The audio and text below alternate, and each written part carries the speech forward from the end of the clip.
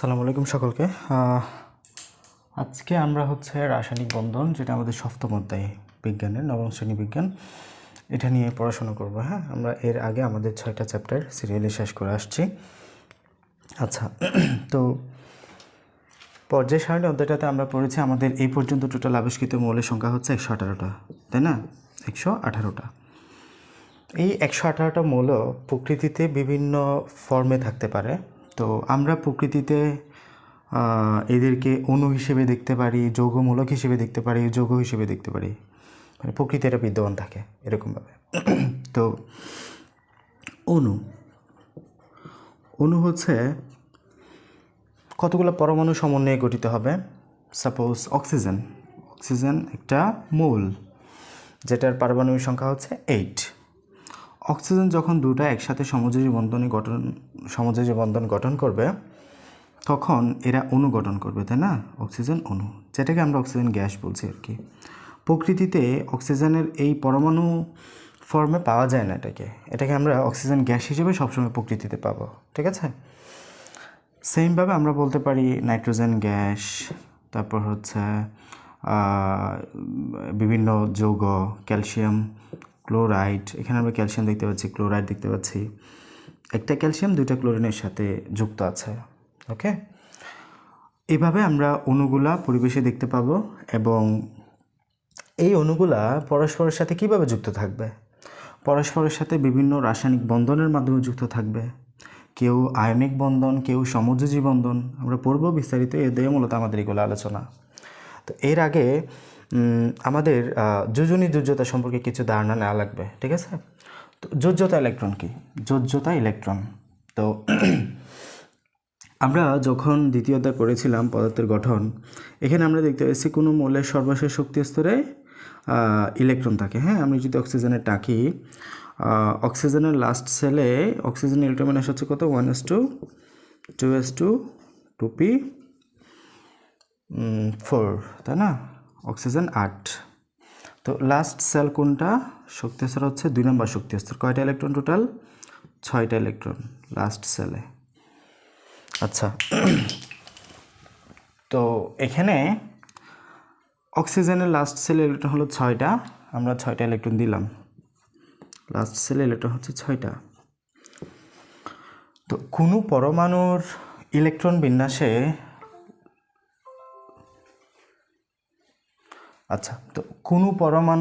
Electron বিন্যাসে সর্বশেষ শক্তি স্তরে বিদ্যমান ইলেকট্রনের যে সংখ্যা, এই সংখ্যাটাকে বলা হচ্ছে যোজ্যতা ইলেকট্রন বা ভ্যালেন্স ইলেকট্রন। তাহলে কোনো পরমাণু সর্বশেষ শক্তি স্তরে কিংবা প্রধান শক্তি স্তরে বা প্রধান কক্ষপথে বা সর্বশেষ কক্ষপথে বিদ্যমান ইলেকট্রনের সংখ্যাই হচ্ছে যোজ্যতা ইলেকট্রন, ঠিক আছে? তো আমরা ডেফিনেশনটা কীরকম দিব?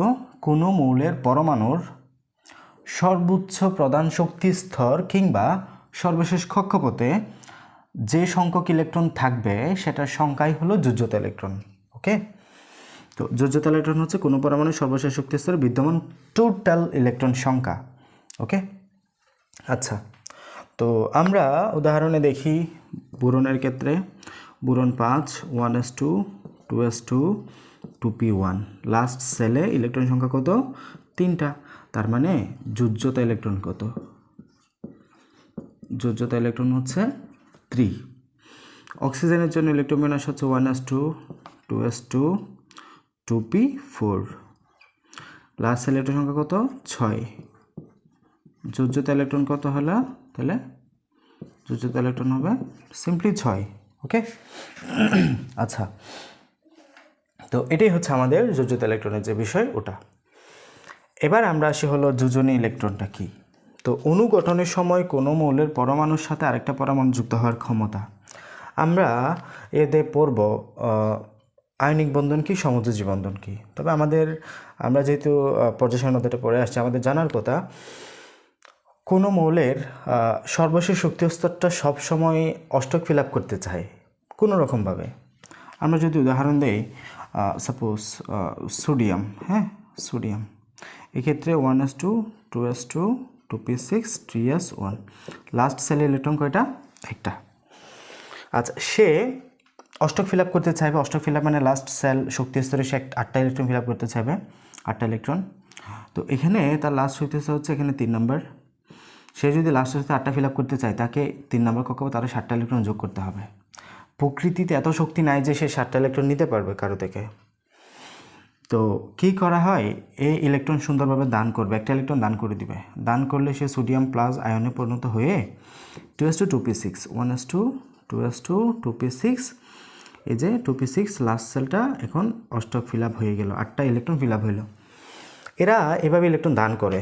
তার মানে বলতে চাচ্ছে হলো মৌলের পরমাণুগুলা স্থিতিশীল অবস্থা আসার জন্য, মানে অষ্টক ফিল আপের জন্য এরা ইলেকট্রন দান করতে যেমন বিশ্বাসী, অনেক সময় ইলেকট্রন নেও।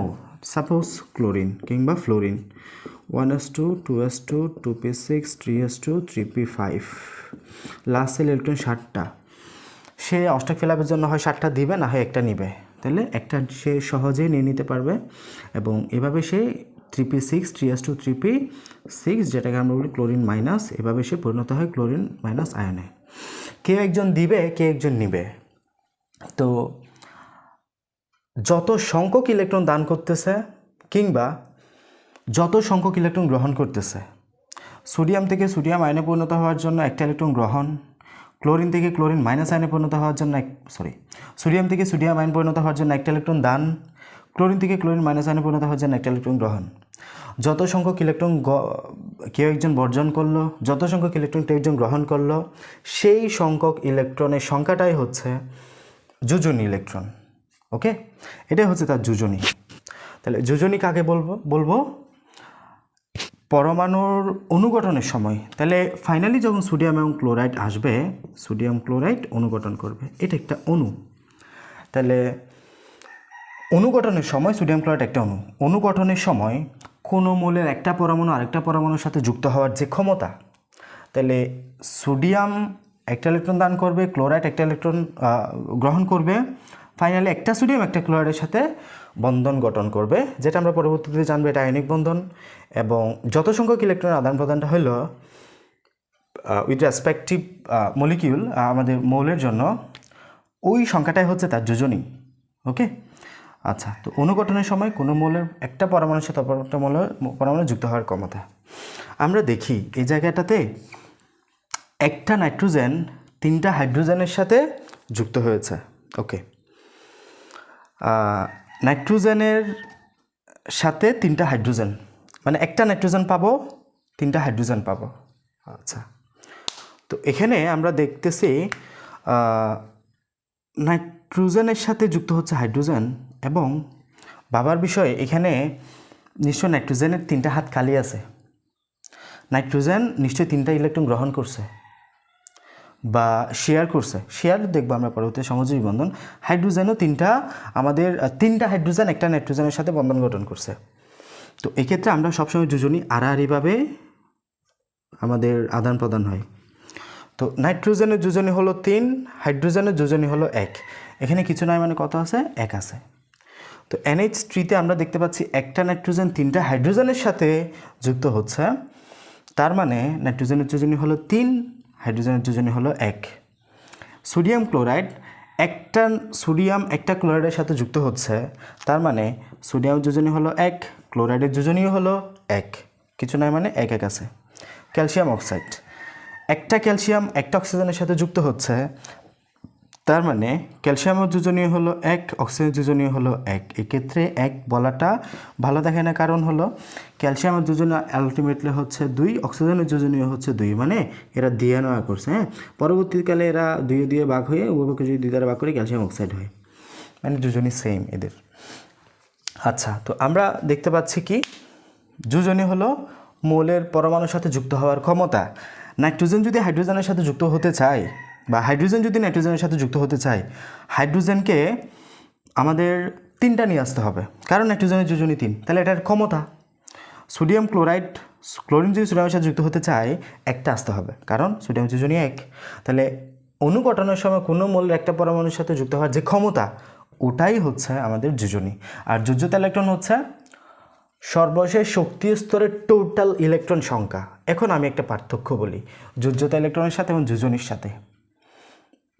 তাহলে ক্লোরিনের আমরা যোজনী পাইছি কত, যোজ্যতা ইলেকট্রন পাইছি কত, ক্লোরিনের যোজ্যতা ইলেকট্রন হচ্ছে 7। তাহলে ক্লোরিনের যোজ্যতা ইলেকট্রন কত, যেহেতু লাস্ট সেলে টোটাল ইলেকট্রন সংখ্যা কত, ক্লোরিনের লাস্ট সেলে টোটাল ইলেকট্রন সংখ্যা হচ্ছে 7, তাই না? তার মানে যোজ্যতা ইলেকট্রন কত, যোজ্যতা ইলেকট্রন হচ্ছে 7। সিম্পল, লাস্ট সেলে যতগুলো ইলেকট্রন সেই সংখ্যাটাই হচ্ছে যোজ্যতা ইলেকট্রন, ক্লোরিনের যোজ্যতা ইলেকট্রন হচ্ছে 7। বাট যোজনী কত? তো যোজনী আমরা জানি এক্ষেত্রে অষ্টক ফিল আপের জন্য যত সংখ্যক ইলেকট্রন আদান প্রদান হবে, সে যদি অষ্টক ফিল আপ করতে চায় তাহলে সে একটা ইলেকট্রন নিবে। তাহলে আদান প্রদানকৃত ইলেকট্রনের সংখ্যা কত? 1। তার মানে যোজনী কত? 1। তার মানে যোজনী হচ্ছে মূলত 1। তাহলে দুটা কথা আসলে একই, আমাদের এই কথা এবং অষ্টক ফিল আপের জন্য যে ইলেকট্রন আদান প্রদানের বিষয়টা, দুটা কথা একই। তাহলে যোজনী হচ্ছে অষ্টক ফিল আপের জন্য আলটিমেটলি যতগুলো ইলেকট্রন নিবে এই পরিমাণটাই হচ্ছে আমাদের যোজনী।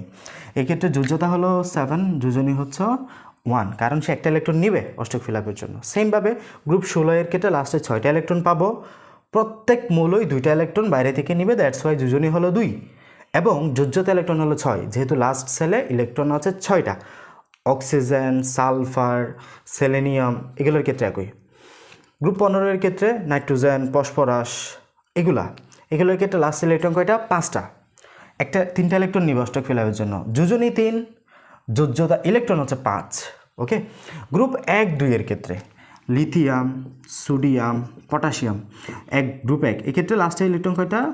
2s1, 3s1, 4s1, লাস্টের ইলেকট্রন একটা করে, তার মানে যোজ্যতা ইলেকট্রন 1। তবে যোজনী কত? হ্যাঁ, এরা যদি অষ্টক ফিল আপ করতে চায় আর একটা ইলেকট্রন দান করে দিবে, তার মানে যোজনীও 1, এদের যোজ্যতা এবং যোজনী ইলেকট্রন একই।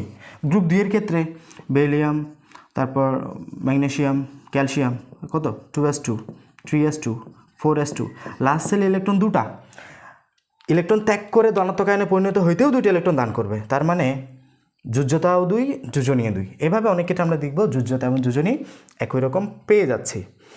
ওকে, এবার আমরা দেখতে পারি আসলে অনেক মৌল দেখব আমরা যেগুলা অনেক সময় একাধিক যোজনী প্রদর্শন করে। সাপোজ আয়রন ক্লোরাইড বা ফেরাস ক্লোরাইড, এটা হচ্ছে ফেরিক ক্লোরাইড। হ্যাঁ, তো আমরা বলে রাখি, নিশ্চয়ই আপনাদের আগের শ্রেণীতে এগুলো বলা হয়েছে, যে যখন আমরা বলবো হলো যোজনী একাধিক, যখন যোজনী থাকবে তখন সর্বনিম্ন যোজনী যার হবে তার নামে শেষে আমরা আস যুক্ত করব, আস। আর যখন সর্বোচ্চ যোজনী বলবো তখন আমরা ইক যুক্ত করব, ইক। তাহলে এটা হচ্ছে ফের আস, এটা হচ্ছে ফের ইক। কেন? আয়রনের 2টা যোজনী ইউজ হয়েছে এখানে। কেন? আমরা জানি যোজনী কোনাকুনি যাই। আয়রনের যোজনী হলো 2, ক্লোরাইডের যোজনী হলো 1, কিছু না মানে 1। আয়রনের যোজনী হলো 3, ক্লোরাইডের যোজনী হলো 1। এখানে আয়রনের যোজনী এক জায়গায় 2 ইউজ হয়েছে, আর জায়গায় 3 ইউজ হয়েছে, এক জায়গায় 2 ইউজ হয়েছে, এক জায়গায় 3 ইউজ হয়েছে, এবং এটাকে বলবো আমরা ফের আস, এটাকে বলবো আমরা ferric, ferrous chloride, ferric chloride. এভাবে আমরা এই ব্যতিক্রমটাও দেখতে পারি। অনেক মৌলের আমরা একাধিক যোজনী দেখতে পাবো, কার্বনের একাধিক যোজনী দেখতে পাবো, 2, 4, 6, 2, 4। সেমভাবে আমরা অনেক মৌলে এরকম দেখতেই পারি, তাই না? আচ্ছা, তো এখানে আমাদের উদাহরণটা দেওয়া ছিল calcium oxide, sodium chloride, ammonia, এগুলো আর কি। আচ্ছা, তো আমাদের যোজ্যতা ইলেকট্রন সম্পর্কে আমরা জেনেছি বোরন, অক্সিজেন দিয়ে। বোরনের লাস্ট সেলে 3টা ইলেকট্রন, এই যে লাস্ট সেলে তার 2টা, টোটাল 5টা ইলেকট্রন, তাই না?